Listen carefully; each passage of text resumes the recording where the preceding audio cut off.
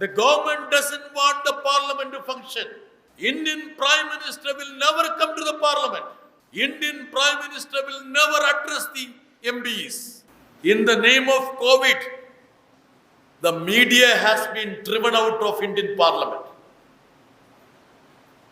Hardly 2, 3, 4, 5 journalists are permitted to the press gallery for few hours. The entire Indian media is kept away from Indian parliament. The funniest part is that media has no qualms, no complaint. No complaint. You know why? The entire media fraternity has been threatened, made them subservient. They have become servile, almost slaves. During the COVID time, I remember that the only one newspaper in India had the courage to publish the photograph of hundreds of dead bodies floating on Ganges, our holy river Ganges. Hundreds of dead bodies. Dead bodies were thrown into the river Ganges. People didn't have the resource to give them a honorable burial. They were just thrown into the river. And hundreds, thousands of dead bodies used to float. Few pictures must have come in the social media. No Indian television reporter about it. No newspaper had the courage to give the pictures. At that time, one newspaper, that is Dainik Bhaskar, gave a photograph in the front page about these floating dead bodies in river Ganges. You know what happened? The following day, Income Tax and Enforcement Directorate raided Dainik Bhaskar. There stopped the reporting on COVID deaths and dead bodies. WHO report says that almost 50 lakhs people perished in India. Government of India say only 5 lakhs. Think about lakhs of migrant workers walking days and night with their legs swollen, with their feet cracked. Does any media have the guts to report about that?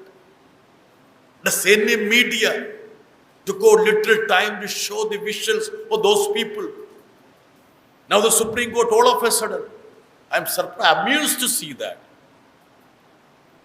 They are saying that freebies should be banned. Freebies. What is the freebie?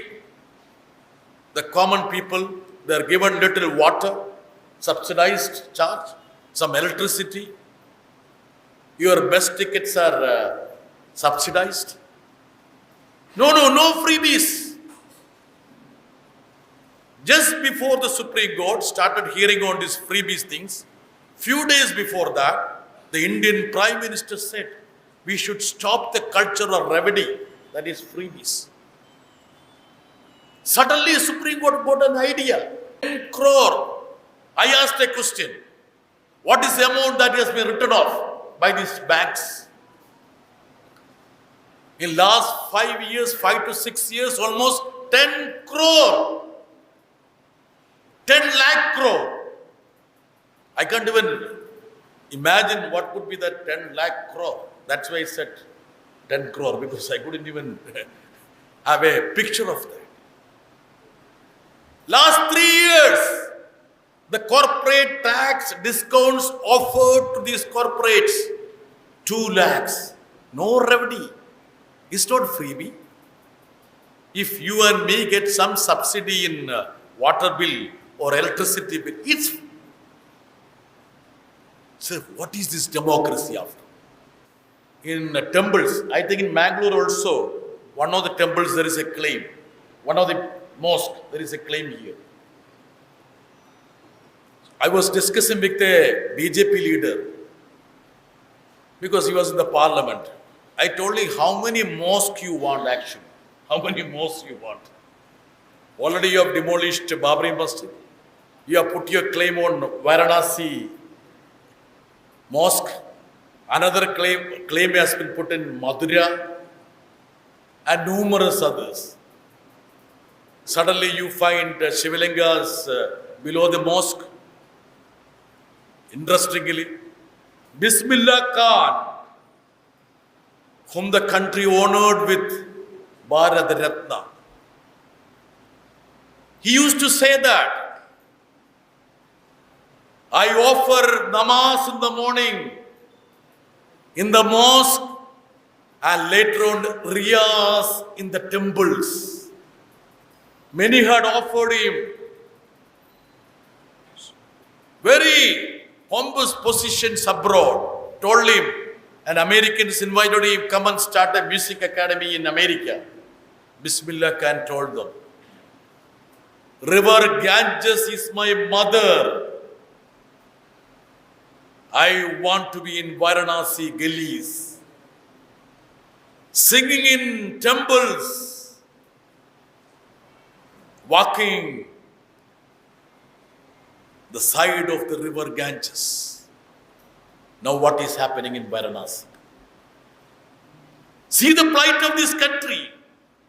Where has it reached? After 5 years or 10 years, Mahatma Gandhi will not be the father of this nation.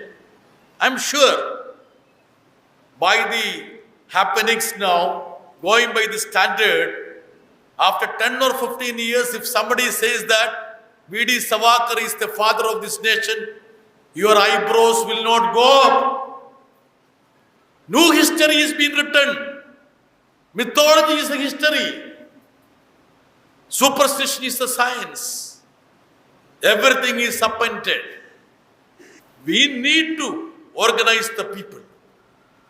We need to tell them, unless we get rid of this ideology of hate and hatred, this nation will perish.